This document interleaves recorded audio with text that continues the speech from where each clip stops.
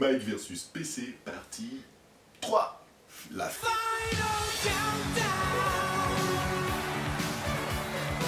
Nous allons parler des operating systems, autrement dit les OS, à ne pas confondre avec OSS 117. Oh, c'est rigolo. Donc Apple, nous allons commencer par eux, Ouais. nous sort en 1984 leur Mac avec comme OS l'OS classique. We shall prevail. On January 24th, Apple Computer will introduce Macintosh. And you'll see why 1984 won't be like 1984. Exactement, le premier système d'exploitation grand public avec des petites fenêtres et puis du coup un pointeur, donc une souris attachée à l'ordinateur. Ce qu'on a appelé le système WIMP.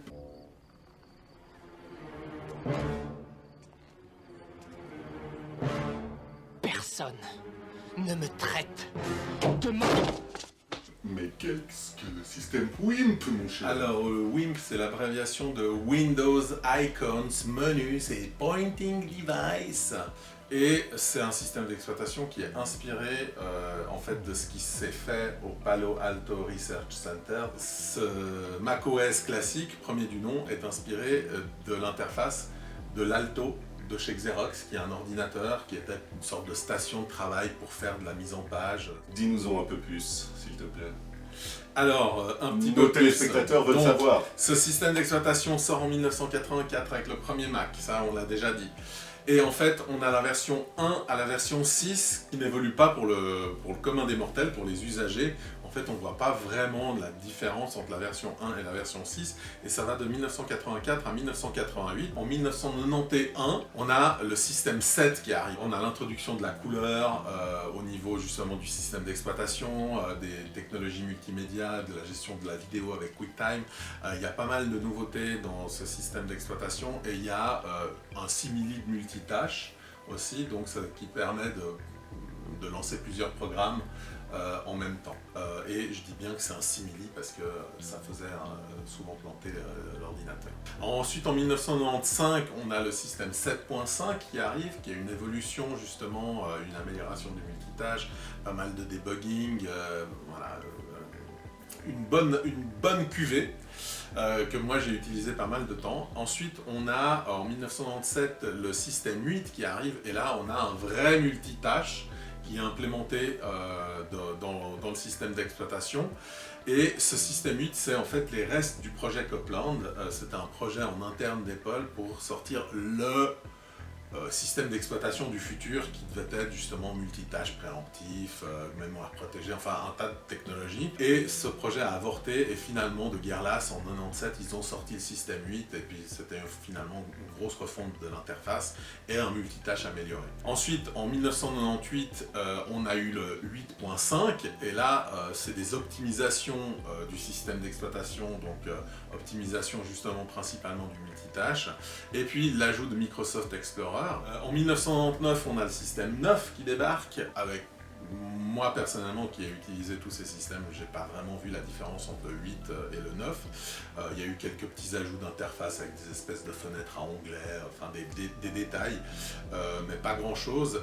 Par contre, en 2000, donc une année plus tard, on a le 9.3 qui est en fait le tout dernier système macOS classique et qui lui, en fait, vient ajouter au système 9 une couche de compatibilité qui va servir en fait à exécuter des programmes fait pour macOS classique dans macOS X. Et donc en fait, c'est un petit peu le système qui va faire la liaison avec le futur macOS 10. En 2001, alors apparaît le macOS X 10 avec Next Step, donc tu peux nous en dire un peu plus? Ouais, alors effectivement, donc Steve Jobs revient chez Apple en 1996 après tous les déboires du projet Copland. Il rachète Next pour donc 229 millions de dollars et Steve Jobs revient dans le giron d'Apple. En fait, Apple, depuis quelques années, pataugeait dans la semoule avec cette histoire de Copland. Puis au bout d'un moment, Gil Amelio, le PDG de l'époque, se dit bon stop, on arrête les frais. On va racheter une boîte externe qui a un bon système d'exploitation. Alors, est-ce que tu peux nous en dire un peu plus sur ce macOS 10?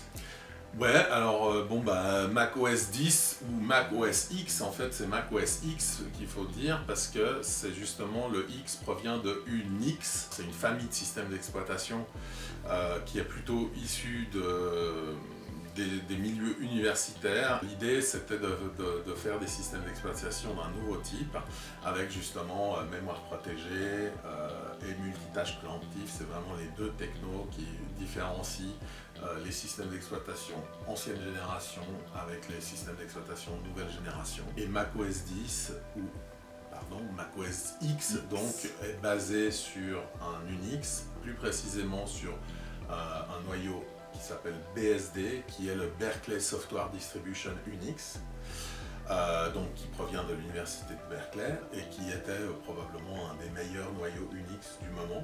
Alors en 97, on a Rhapsody qui est vraiment la developer release. Apple rachète Next en décembre 96 et dès 97, en fait, on envoie le système d'exploitation pratiquement tel quel, Next Step, aux développeurs siglés Apple en disant ça c'est notre futur système d'exploitation, on va juste refaire la peinture. En 1999, donc on a macOS X Server, le 1.0 nom de code ERA. En 2000, on a la bêta publique qui est le premier système d'exploitation qui va prendre la nouvelle interface à quoi. En 2001, on a le 10.0 qui sort enfin à la vente, qui s'appelle Cheetah. Et Cheetah ensuite, comme le compagnon de Tarzan là. Come in, Colonel von Reichert. Hier ist General Hoffmann. Hier ist der Führer.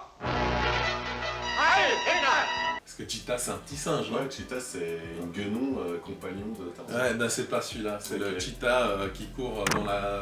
Je les connais pas. Ouais. Ensuite on a Puma en 2001, le 10.1, on a Jaguar en 2002, De Fell.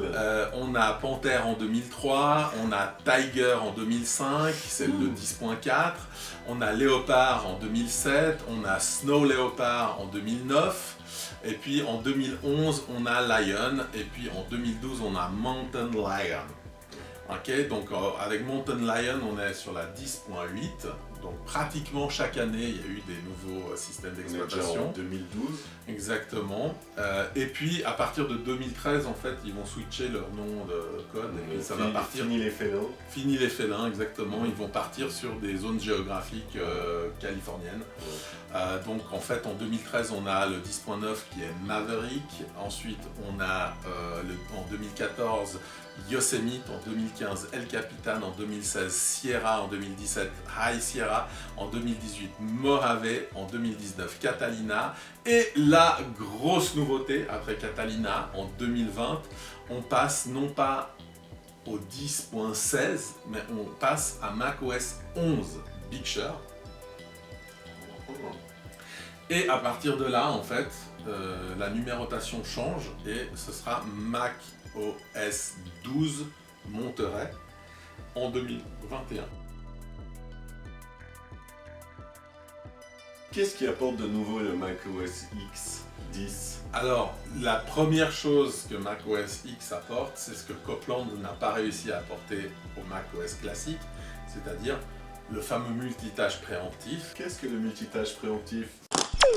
Eh oh, Jamy! Alors, le multitâche préemptif, c'est la capacité pour le système d'exploitation de traiter plusieurs tâches en parallèle. Donc faire plusieurs choses en même temps. Exactement. Les processeurs sont suffisamment puissants Ouvrir depuis un Internet, moment déjà. ouvrir Exactement. un programme. Exactement. Ouvrir plusieurs programmes, exécuter plusieurs tâches simultanément, donc faire une copie de fichier, continuer de bosser par exemple entre temps. Et donc ça c'est le premier truc. Et ensuite tu as la mémoire protégée. Alors tu vas me demander, Dis donc, Jamy! qu'est-ce que la mémoire protégée?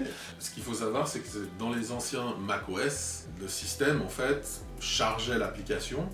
Et ensuite, l'application allait prendre la mémoire qui lui était indispensable à la tâche exécutée.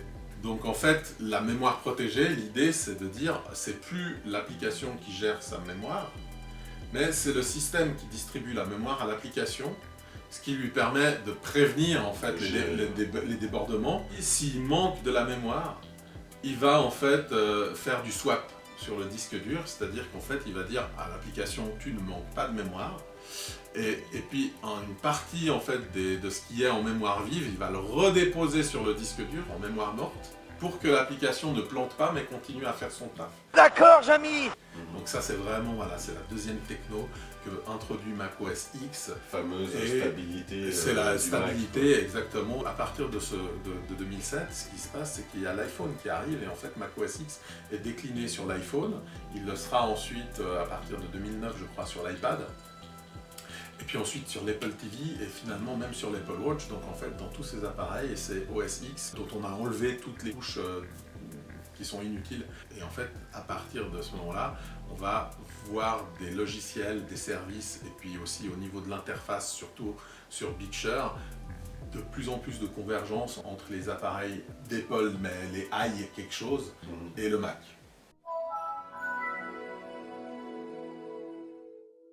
Alors maintenant, nous allons ouvrir notre chapitre PC avec Microsoft qui a aussi son propre OS, Windows. Donc dis-nous un peu plus sur Windows. C'est le système d'exploitation le plus répandu dans le monde, en tout cas 2022. Ouais, effectivement. Enfin, le plus répandu sur les ordinateurs. Sur les Personal computer. Exactement. Quand est-ce que ça a commencé? Alors ça a commencé officiellement en 1985, donc juste après macOS. Ouais, exactement. Originalement, c'est une surcouche du DOS, donc c'est le système d'exploitation qui a été en fait commandé par IBM pour ses compatibles PC à Microsoft. C'est aussi inspiré de l'Alto de Xerox et accessoirement énormément inspiré par Mac OS classique, puisque en fait Microsoft a été mandaté par Apple et par Steve Jobs pour développer Word et Excel pour Mac. Et donc Microsoft a reçu un Mac pour pouvoir développer ses logiciels dessus. Comme Jobs avait piqué l'idée chez Xerox, Bilou et compagnie, il a un peu piqué l'idée de Windows chez Apple, quoi. Pour en revenir à Windows, donc la première version, c'était cette fameuse surcouche graphique en fait sur le DOS, qui était un système d'exploitation à la ligne de commande. Donc en 1985 sort cette fameuse surcouche, c'est le Windows 1. Monotâche, il fait juste du tracking de souris, il n'y a pas grand chose qui se passe dedans. Ensuite en 1987 les choses s'accélèrent un tout petit peu, Microsoft met les bouchées doubles. Donc Windows 2 est toujours une surcouche du DOS, mais il est bien plus joli, bien plus intégré, et pratiquement immédiatement il y a le fameux procès entre Apple et Microsoft. My dog stepped on a bee. C'est Apple qui attaque Microsoft pour contrefaçon. Et pendant 10 ans, ils vont se faire la guéguerre et tous les Pro Mac vont être contre le PC et vice versa. Enfin voilà, ça va être. On peut dire que c'est un peu l'origine de cette fameuse guéguerre. Ouais, c'est l'origine de la discorde. C'était pas ma guerre. Ce procès va se terminer 10 ans plus tard, en 1997, à l'amiable entre Apple et Microsoft. J'ai fait ce qu'il fallait pour gagner, mais on n'a pas voulu nous laisser gagner. Avec le retour de Jobs en 96, décembre 96, la présentation de OS X, et Gilles Amelio, du coup, qui était encore PDG, décide de fermer l'affaire. C'est un moment dur pour tout le monde, Rambo. Et en fait, ça permet à Jobs en 97 de faire investir Microsoft dans Apple à hauteur de 6% pour 150 millions de dollars. Et puis Microsoft surtout s'engage à de nouveau développer Microsoft Office et surtout Microsoft Explorer pour Mac, ce qui faisait plus depuis un moment, c'était un peu à l'abandon. Et en fait, ça va vraiment relancer le Mac. Alors voilà, ça c'est pour le petit aparté sur Windows 2 et sur le processeur. Ensuite, en 1990, on a Windows 3, qui est le premier Windows 16 bits, étendu à 32 bits aussi. Le Windows 3.1, qui arrive en 1993, est en fait le premier Windows qui est entièrement indépendant. Donc c'est toujours un noyau de DOS, mais c'est un système d'exploitation indépendant. C'est pas une surcouche à votre DOS, quoi. Ça s'installe tout seul, etc. Alors en 1993 arrive Windows NT, et Windows NT c'est New Technology en fait, et c'est le système, c'est le Windows pour les pros. Et voilà, c'est un petit peu l'aboutissement de la recherche chez Microsoft aussi pour avoir un système mieux protégé, plus multitâche, enfin tous ces trucs dont on a parlé pour Mac OS X. Donc ça débarque en 93 déjà. Ensuite en 95 on a le fameux Windows 95 qui est un énorme carton commercial puisque en fait ils signent des contrats d'exclusivité pour les systèmes d'exploitation avec les constructeurs de PC, notamment les Taïwanais.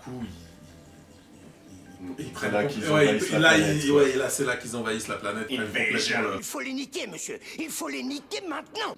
Il faut employer la force contre eux, les annihiler, les tuer, les tuer.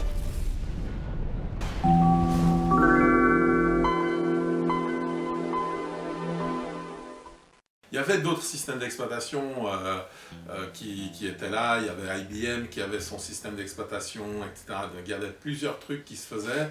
Et puis là, en fait, c'est le raz-de-marée. Windows prend vraiment tout, quoi. Alors, en 1998 arrive Windows 98 qui est... on s'en souvient. Voilà, on s'en souvient tous à cause grâce au lancement, qui est, où le Windows plante, etc. You'll notice that this scanner build... Whoa.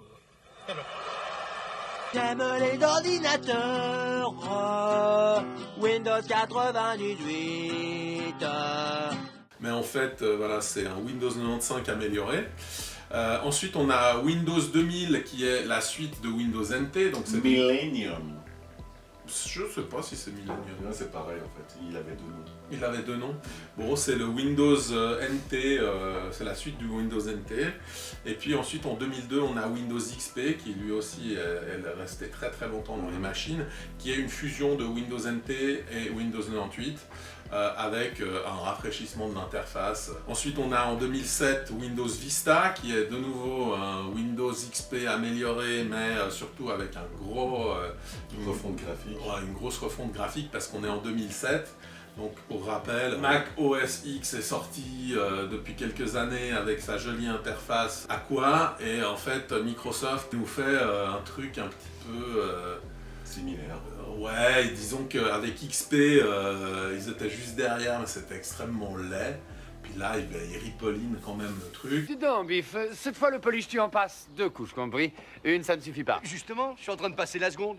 Non, Biff, on ne me la fait pas. Et puis il y a le fameux aéro qui vous permettait d'avoir un explosé comme ça en 3D de vos fenêtres dans le système d'exploitation. Ça bouffait des ressources énormes et puis en fait personne, tout le monde désactivait ce truc là. Alors ensuite en 2009 on a Windows 7 qui est une optimisation de Vista, à peu près même interface, il n'y a pas grand chose qui change, donc Vista avait une très mauvaise réputation par ailleurs.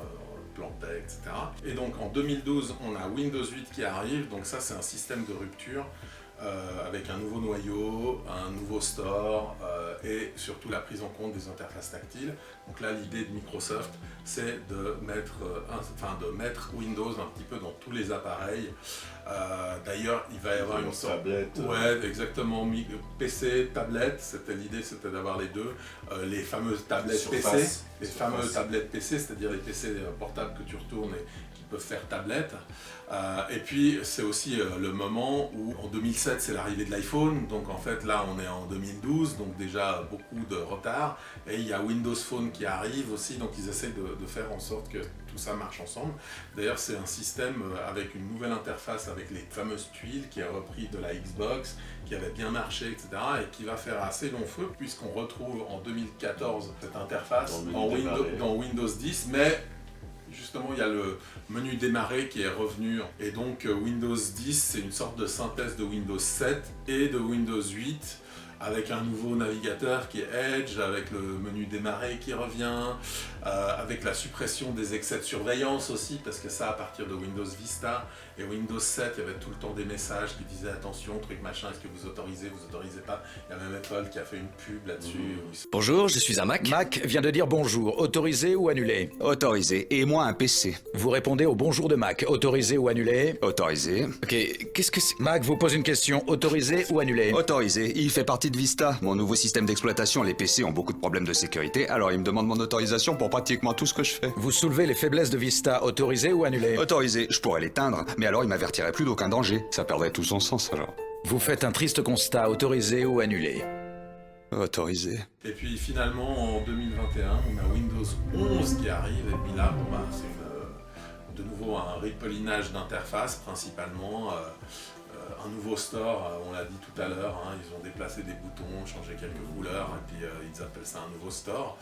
Et puis une app Xbox qui est arrivée, et semble-t-il, bientôt, il devrait y avoir la possibilité d'exécuter des applications Android dans Windows aussi. Donc voilà, ça c'est un petit peu pour la fusion téléphone et ordinateur, un petit peu, ça va un peu dans le même sens de ce que Apple voudrait, fait avec ses iPhones et macOS. Donc voilà quoi pour Windows. Donc on voit qu'il y a vachement moins de choses dans Windows, sur Windows il y a vachement moins d'itérations. Il y en a pas mal, hein, mais beaucoup moins qu'avec OS X. Sans parler du fait qu'il n'y a jamais eu de Windows classique, ou peut-être un petit peu avant Windows NT on va dire. Mais voilà, ça va plus lentement, hein, en tout cas, c'est sûr. Les OS durent plus longtemps. Avec Alban.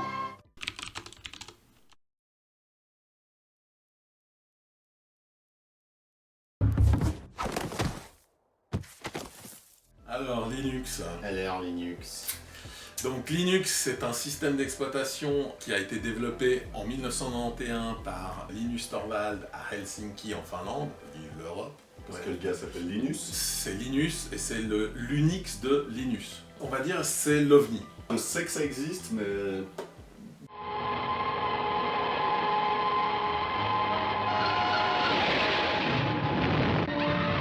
Mais on voit pas souvent. Ouais, puis on sait pas trop à quoi ça sert, comment on l'utilise. Moi qui ai un petit peu pratiqué de Linux il n'y a pas si longtemps que ça, justement quand j'ai fait ma transition et hop, la petite goutte de Mac vers PC, j'ai eu vraiment beaucoup de mal à transiter.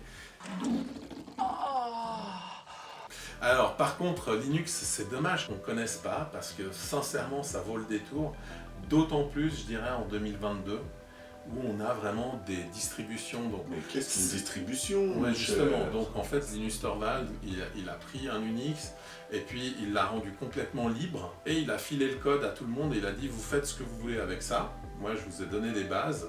Et puis après, en fait, il y a des équipes de personnes qui ont commencé à prendre ce noyau de système d'exploitation et ils ont fait ce qu'on appelle des distributions. Ce qui est vraiment chouette avec Linux, c'est que il y en a pour tous les goûts, donc en fait il y a plein de systèmes d'exploitation. Il y a des choses très techniques, où vraiment tu es obligé de rentrer à la ligne de code pratiquement tout ce que tu fais, puis d'autres en fait où l'interface a vraiment été ripollinée. Oh non, je m'excuse, monsieur McFly. Non, ce que je voulais dire, c'est que j'allais commencer à passer la seconde couche. Les plus aboutis, à mon sens, pour un utilisateur normal, c'est Deepin, c'est Pop! OS, c'est Cutfish, il y a Zorin, il y a Elementary OS. Enfin, il y en a quelques-uns où vraiment l'interface est magnifique, la gestion de l'ordinateur est vraiment super simplifiée, vos cartes graphiques marchent, votre Wi-Fi, votre Ethernet, tout ça marche, il y a vraiment... c'est vraiment de très très bons systèmes d'exploitation. Si votre usage c'est de faire, je sais pas, du mail, du web, du traitement de texte, un peu de jeu, et puis même de la musique et du traitement vidéo, ça marchera. Si t'as pas un besoin très spécifique d'une application qui ne tourne pas sur Linux, comme la Creative Suite d'Adobe, ou par exemple Cinema 4D pour moi, ou je sais pas, Maya, etc. Et ben franchement, Linux c'est vraiment de la balle. Aujourd'hui, c'est facile à installer, c'est gratos, ça marche super. Abonnez-vous, sonnez les cloches, plein de trucs comme ça. Ceci.